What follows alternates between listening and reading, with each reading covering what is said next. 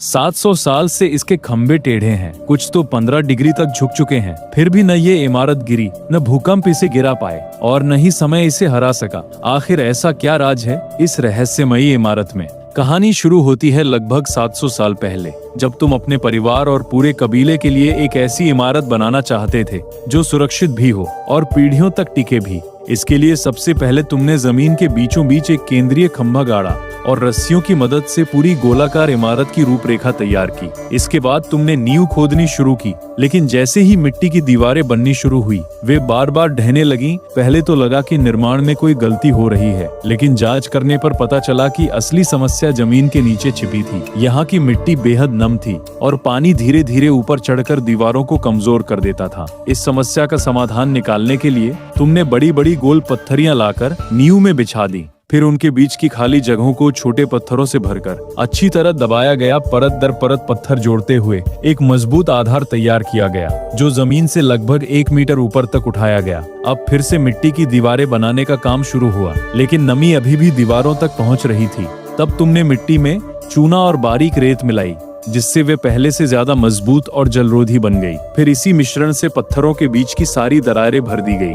अब नमी का रास्ता लगभग बंद हो चुका था। इसके बाद शुरू हुआ सबसे कठिन काम। हर बार लगभग 30 सेंटीमीटर मोटी मिट्टी की एक परत बिछाई जाती, उसे लकड़ी के भारी औजारों से घंटों तक कूटा जाता और फिर उसके ऊपर बांस की पट्टियां बिछाई जाती। ये बांस का जाल आधुनिक स्टील रीइंफोर्समेंट की तरह काम करता था। फिर उसके ऊपर अगली परत डाली जाती। धीरे धीरे ये प्रक्रिया दोहराई जाती रही, लेकिन जल्दीबाजी की कोई जगह नहीं थी। हर परत को पूरी तरह सूखने और मजबूत होने के लिए कई महीनों तक छोड़ दिया जाता था। कभी कभी एक परत के बाद 6 से 12 महीने तक इंतजार करना पड़ता था। इसी तरह 5 साल की लगातार मेहनत के बाद लगभग 1.8 मीटर मोटी गोलाकार मिट्टी की विशाल दीवार तैयार हुई। यह दीवार इतनी मजबूत थी कि पूरी इमारत का वजन अकेले संभाल सकती थी। लेकिन काम अभी खत्म नहीं हुआ था। बारिश से बचाने के लिए इसके ऊपर एक विशाल छत बनाई गई।